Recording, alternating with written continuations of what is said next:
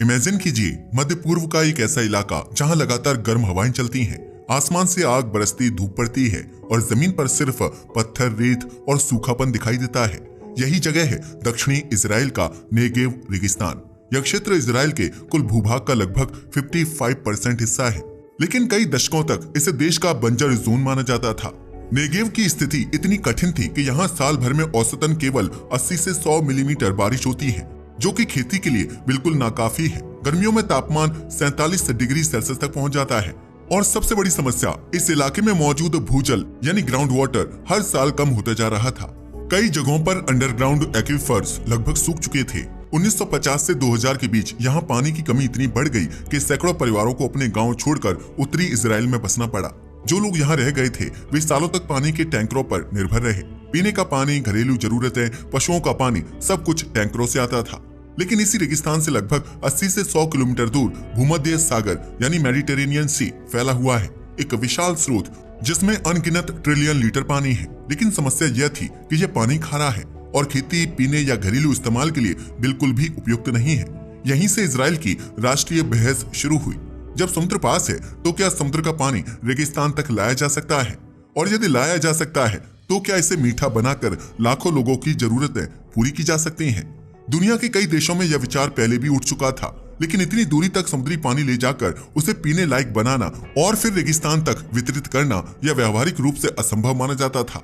लेकिन इजराइल की सबसे बड़ी पहचान है सीमित संसाधनों में समाधान ढूंढना।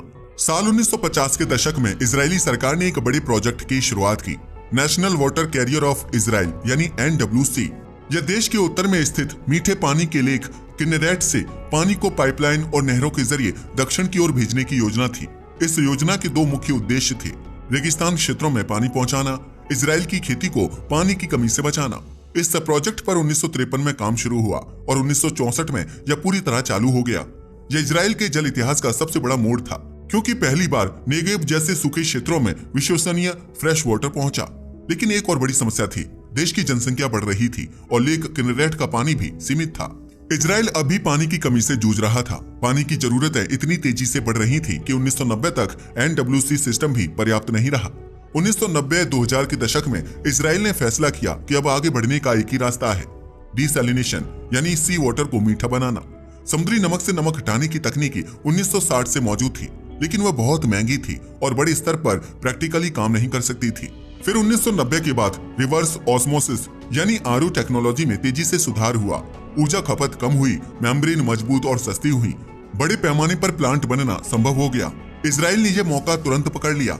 2005 में इजराइल ने दुनिया के सबसे बड़े डिसैलिनेशन प्लांट्स बनाने शुरू किए, एस्किलन प्लांट, हेडिरा प्लांट, सोरिक प्लांट। इन प्लांट से रोज करोड़ों लीटर समुद्री पानी को मीठा बनाया जाने लगा और जब पानी सीधे उन्हीं पाइपलाइनों से आगे दक्षिण की ओर भेजा जाने लगा, जहां पहले कभी पानी पहुंचना असंभव था। समुद्र का पानी मीठा बनाकर रेगिस्तान तक भेजने के लिए कई इंजीनियरिंग चुनौतियां थीं। रेगिस्तान की शिफ्टिंग सैंड, तेज हवाएं, temperature extremes, soil erosion, flash floods, क्योंकि हवा में उड़ती रेत पाइपलाइन को जल्दी खराब कर सकती थी। इसके लिए कुछ सॉल्यूशंस निकाले गए। अंडरग्राउंड पाइपलाइंस, रेत और गर्मी से बचाने के लिए, हाई डेंसिटी पॉलीएथिलीन यानी HDPE pipes, concrete lined canals, sand stabilisation techniques, wind barriers और वेजिटेशन बेल्ट्स, सटीक लेजर लेवलिंग ताकि पानी सही ढलान पर बहे। इजराइल ने इन सभी मॉडर्न इंजीनियरिंग तकनीकों का इस्तेमाल करके नेगेव के बीच एक ऐसा वाटर डिस्ट्रीब्यूशन नेटवर्क बना दिया जिसे दुनिया में सबसे एडवांस्ड माना जाता है। पानी रेगिस्तान तक पहुंचना सिर्फ आधा समाधान था। दूसरी समस्या यह थी कि रेगिस्तान की मिट्टी मॉइस्चर नहीं पकड़ती, इवेपोरेशन रेट बहुत ज्यादा है। ट्रेडिशनल सिंचाई से पानी 60 से 70% तक बर्बाद होता है। इसका समाधान था ड्रिप इरिगेशन, जो इजराइल ने ही विकसित की और पूरी दुनिया को सिखाया। ड्रिप सिस्टम में पानी छोटे छोटे छेदों वाली पाइप से सीधे पौधे की जड़ तक बहुत कम मात्रा में लगातार सप्लाई होता है। इससे एक बूंद भी बेकार नहीं जाती। नतीजा, कम पानी में भी फसलें उगने लगी। जैसे जैसे फ्रेश वाटर की सप्लाई बढ़ने लगी, खेती तेजी से बढ़ी। इजराइल के ग्रामीण क्षेत्र जो वर्षों से खाली थे फिर से बसने लगे। आज नेगेव क्षेत्र में आधुनिक ग्रीन हाउस, ऑलिव और डेट पाम की खेती, ग्रेप वाइनयार्ड्स, सब्जी farm, fish farming, forest plantation, सब कुछ संभव हो गया है। इजराइल आज अपनी जरूरत का 80 से 90% फ्रेश वाटर डिसैलिनेशन से बनाता है और नेगेव का रेगिस्तान अब देश की फूड प्रोडक्शन का बड़ा हिस्सा बन चुका है। अब हम उस हिस्से पर आते हैं जहां असली साइंस और असली इंजीनियरिंग शुरू होती है। समुद्र का खारा पानी मीठा कैसे बनता है और फिर वह पानी 40 से 50 डिग्री सेल्सियस वाली रेगिस्तानी जमीन तक कैसे सुरक्षित पहुंचता है। इजराइल की सफलता का 70% हिस्सा इसी तकनीक पर आधारित है। मेडिटेरेनियन सी का पानी खारा नहीं बल्कि बहुत ज्यादा खारा होता है। इसमें औसतन 35,000 मिलीग्राम पर लीटर साल्ट होता है, यानी 1 लीटर पानी में लगभग 3.5% नमक। इंसान के लिए सुरक्षित ड्रिंकिंग वाटर की सीमा 500 मिलीग्राम पर लीटर से कम, यानी समुद्र का पानी पीने लायक बनाने के लिए इसमें मौजूद 99% नमक हटाना पड़ता है। इसी प्रक्रिया को कहते हैं डिसैलिनेशन। इजराइल ने इस तकनीक को इतना एडवांस बना दिया कि आज यह दुनिया का लीडर है। इजराइल की दक्षिणी कोस्ट पर 5 मेगा प्लांट हैं। एस्केलोन, हेडेरा, पाल्मखीम, एशडोड, सोरेक। सोरेक दुनिया का सबसे बड़ा आरओ प्लांट है। ये मिलकर रोज लगभग 700 मिलियन क्यूबिक मीटर्स प्रति साल पानी को मीठा बनाते हैं। मतलब इजराइल के डोमेस्टिक पानी का 80 से 90% यहीं से आता है। अब समझते हैं कि समुद्री पानी प्लांट से गुजरते हुए कैसे बदलता है। इसे हम 5 स्टेप में समझते हैं। स्टेप फर्स्ट, सी वाटर इनटेक। सबसे पहले समुद्र से बड़ी बड़ी पाइपों के जरिए पानी खींचा जाता है। इन पाइपों के सामने मैश स्क्रीन लगी होती है ताकि मछलियां, समुद्री प्लांटन, कचरा अंदर ना जा सके। पानी इनटेक कैनाल तक आता है, लेकिन यह अभी भी खारा और गंदा होता है। Step 2, pre treatment. Pre treatment में समुद्री पानी 3 फिल्टरों से गुजरता है। सैंड फिल्टर्स, इसमें रेत, मिट्टी, सस्पेंडेड पार्टिकल्स हटाए जाते हैं। ऑयल सेपरेटर्स, समुद्र में मौजूद ऑयल ट्रेसेस हटाने के लिए। केमिकल डोजिंग, बैक्टीरिया ना बढ़े इसके लिए डिसइंफेक्टेंट्स। अब पानी इतना साफ हो जाता है कि वह आरओ मेम्ब्रेन को नुकसान नहीं करेगा। Step 3, micro filtration. अब पानी ultra fine hollow fibre membrane से गुजरता है। इस स्टेप में हट जाते हैं वायरस, बैक्टीरिया, माइक्रो सेडिमेंट्स। अब पानी साफ है लेकिन अभी भी खारा है। स्टेप 4, रिवर्स ऑस्मोसिस यानी आरओ। यह डिसैलिनेशन की सबसे महत्वपूर्ण, सबसे मुश्किल और सबसे महंगी प्रक्रिया है। इजराइल ने इसे दुनिया में सबसे एफिशिएंट बना दिया है। समुद्री पानी को 60 से 70 बार दबाव के साथ सेमी परमेबल मेम्ब्रेन से धकेला जाता है।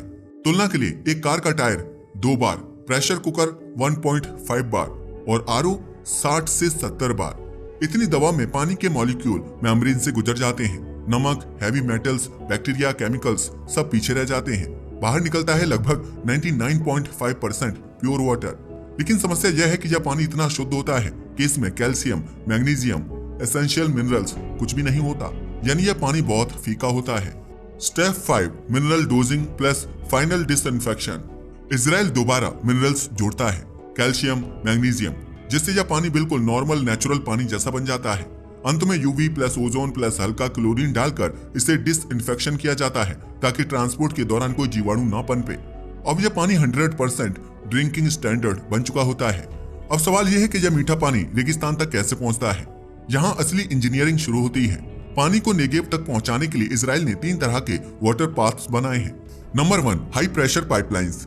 ये पाइपलाइंस HDPE यानी हाई डेंसिटी पॉलीएथिलीन और कंक्रीट लाइंड स्टील से बनी होती हैं। कारण ज्यादा दबाव सह सकें, रेत और गर्मी से ना टूटें, 40 से 50 डिग्री सेल्सियस में भी एक्सपेंड या श्रिंक ना हो। इन पाइपों को जमीन के 1 से 3 मीटर नीचे दबाया जाता है ताकि हवा की रेत इन्हें नुकसान ना पहुंचाए। सूर्य की गर्मी से पाइप फटे नहीं, इरोजन से बचाव हो। Number 2, concrete lined canals. कुछ हिस्सों में ओपन कैनल्स बनाए गए, लेकिन रेगिस्तान की रेत बड़ी समस्या थी। रेत कैनल में गिरकर पानी रोक देती है। इस समस्या का समाधान geo textile layer, HDPE membranes, concrete slabs, wind barriers, बांस या लोहे की ऊंची दीवारें, वेजिटेशन बेल्ट्स, तेज हवा रोकने वाली घास। इससे नहर रेत में दबती नहीं और पानी लीक नहीं होता। Number 3, booster pumping stations. रेगिस्तान की जमीन बहुत अनइवन है, इसलिए पानी को ऊपर चढ़ाने के लिए कई जगह पंपिंग स्टेशंस लगाए गए। ये स्टेशंस पानी को धकेलते हैं पहाड़ी क्षेत्रों के ऊपर, दूर दूर के फार्मों तक, ग्रीन हाउस क्लस्टर्स तक। ये 24/7 चलते हैं। कृषि में पानी कैसे पहुंचता है? यह हिस्सा इजराइल का सबसे बड़ा इनोवेशन माना जाता है, ड्रिप इरिगेशन, जिसे 1965 में इजराइल ने दुनिया को दिया। ड्रिप सिस्टम में पतली पाइप, हर 20 से 40 सेंटीमीटर पर छोटे छेद, हर पौधे की जड़ पर बूंद बूंद पानी।